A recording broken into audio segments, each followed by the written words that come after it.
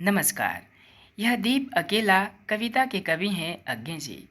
यह कविता सर्जना के क्षण नामक काव्य संग्रह से संग्रहित है। कवि दीपक को एक व्यक्ति के साथ और पंक्ति को एक समाज के साथ तुलना करने का प्रयास किए हैं। कवि कहते हैं, यह दीप अकेला तो है, लेकिन इसमें स्नेह भरा हुआ है, संवेदनशीलता है। जिस प्रकार एक दीपक को जलाने से, अकेले जलाने से जितना रोशनी, जितना प्रकाश हमें नहीं मिलेगा, अगर उसे हम पंक्ति में दे दें, पंक्ति को समर्पित कर दें, तो उससे हमें ज़्यादा रोशनी, ज़्यादा प्रकाश मिलने की हमें संभावना हो जाती है। इसीलिए हमें भी एक दीपक की भांति एक व्यक्ति को उसकी प्रतिभा, रचनात्मकता, सृजनशील कार्य को समाज को समर्पित कर देना चाहिए, जिससे समाज एक उन्नति के पथ पर अग्रसर हो सके, समाज लाभान्वित हो सके। फिर कवि आगे कहते हैं, चलिए समझने का प्रयास करते हैं। यह जो दीपक है, यह दीप अकेला स्नेह भरा, गर्व भरा मदमाता पर इसको भी पंक्ति को दे दो। यह दीप अकेला तो है, लेकिन स्नेह रूपी तेल से भरा हुआ है। यह व्यक्ति अकेला तो है, लेकिन इसमें प्रतिभा, सृजनशीलता, प्रभावशीलता, रचनात्मकता, शक्ति है। यह इसे गर्व से भरा हुआ है, मदमाता है, अपने में मस्त है, लेकिन इसे पंक्ति को समर्पित कर देना चाहिए। हमें भी एक दीपक की भांति अपनी सृजनात्मकता, शक्ति को पूरे समाज को समर्पित कर देना चाहिए, जैसे कि एक समाज उन्नति के पथ पर अग्रसर हो सके। फिर कवि एक दीपक को जन के साथ, पनडुब्बा के साथ, समिधा के साथ तुलना करने का प्रयास किए हैं। यह जन है, गाता गीत जिन्हें फिर और कौन गाएगा। यह जो लोग हैं, समूह में मिलकर जिस प्रकार के गीतों की रचना करते हैं, जिस प्रकार सुर ताल लय के साथ गाते हैं, क्या फिर कोई दूसरा कोई गा पाएगा। पनडुब्बा, ये मोती सच्चे फिर कौन कृति लाएगा। पनडुब्बा जो कितने संघर्षों के साथ पानी में डुबकी लगाता है और एक सच्चे मोती लाता है, क्या कोई दूसरा व्यक्ति, कृति यानी कुशल व्यक्ति, क्या कोई दूसरा कुशल व्यक्ति ला पाएगा। पनडुब्बा की तरह नहीं। यह समिधा, समिधा यानी कि हवन की लकड़ी, यज्ञ की लकड़ी जिसे जलाया जाता है। यह समिधा ऐसी आग हटीला बिरला सुलगाएगा। यह एक ऐसी आग जलाएगा, हटीला यानी धुन का पक्का, बिरला यानी एक अनोखा। यह जो यज्ञ की लकड़ी है, यह दीपक है। दीपक को एक समिधा के साथ तुलना करके कवि कहते हैं कि यह एक ऐसी आग, यह एक ऐसी अनोखी आग जलाएगा, सुलगाएगा और चारों ओर प्रकाश से जगमगाएगा, जैसे कि कोई दूसरा नहीं जला पाएगा। यह समिधा के साथ तुलना करते हुए कवि कहते हैं, यह अद्वितीय है, यह मेरा, यह मैं स्वयं विसर्जित। कवि एक दीपक को अद्वितीय कहे हैं। अद्वितीय यानी जिसके समान कोई दूसरा ना हो।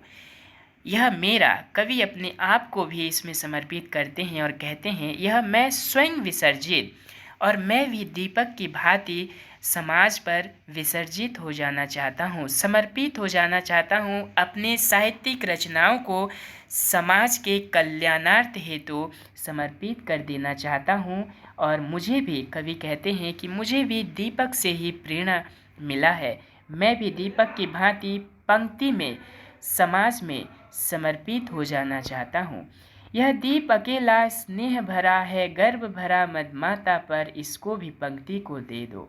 यह दीप अकेला तो है, लेकिन अकेले व्यक्ति में भी, अकेले दीप में भी स्नेह होता है, संवेदनशीलता होता है, और उसमें भी गर्व होता है, और वो मदमस्त हो जाता है।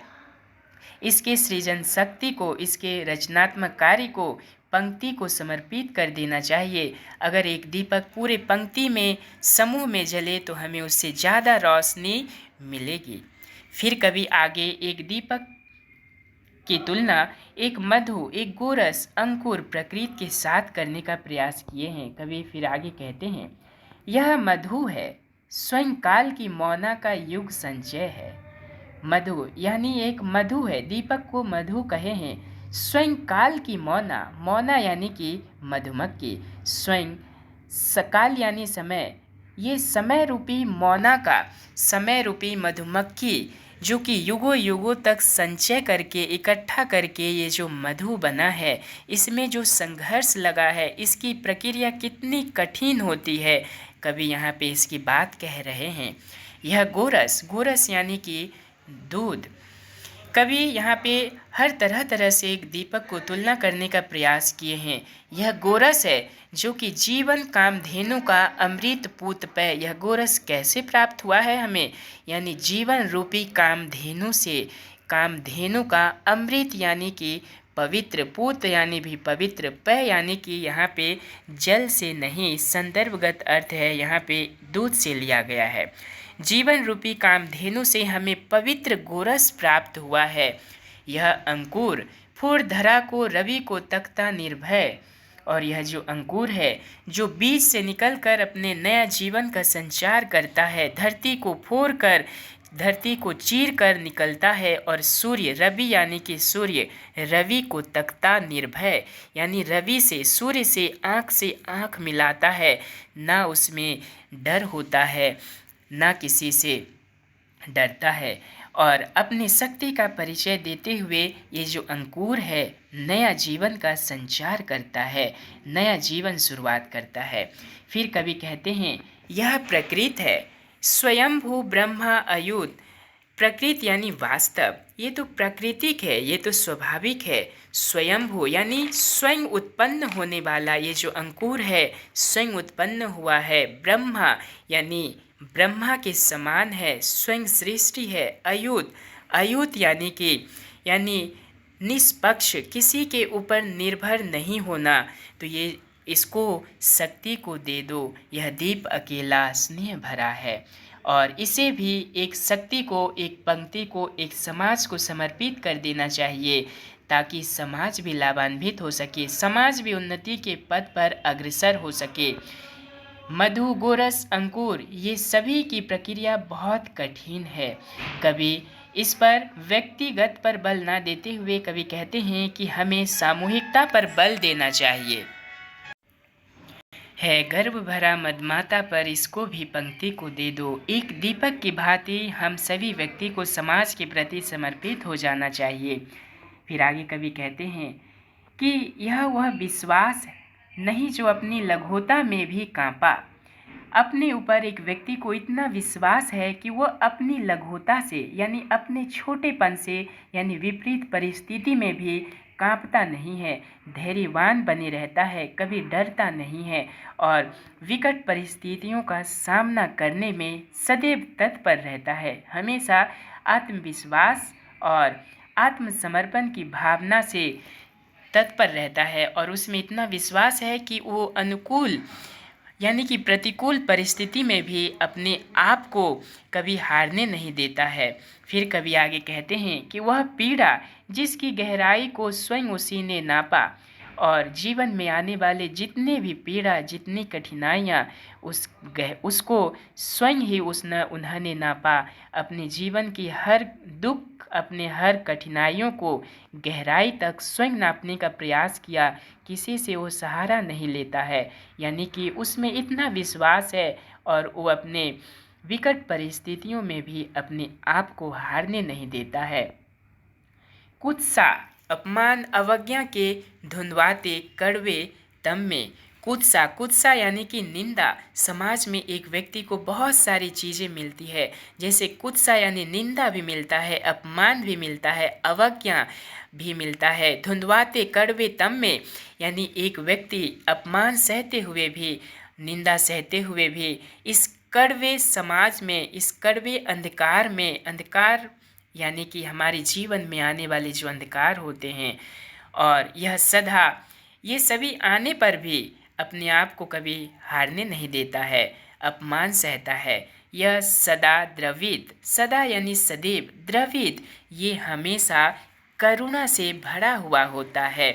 चिर जागरूक, चिर यानी सदैव, जागरूक अपने आप को सचेत रखता है, अपने आप को हमेशा जगाए रखता है। अनुरक्त नेत्र, अनुरक्त यानी प्रेम, प्रेम से भरा नेत्र होता है, एक व्यक्ति में प्रेम होता है, अनुराग होता है, और हमेशा अपने आप को जागरूक बनाए रखता है। उलंब बाहों, उलंब यानी कि दोनों बाहों ऊपर किए हुए उठाए हुए यह चीर अखंड अपनावा। एक व्यक्ति इस भीड़ में भी अपनी बाहों को ऊपर की ओर सहेजे हुए रहता है, कभी हार नहीं मानता। चीर अखंड अपनापा, अपनापा यानी अपनापन, अपनत्व को कभी अखंड नहीं होने देता है, सदैव अपने आप में पूर्ण रहता है।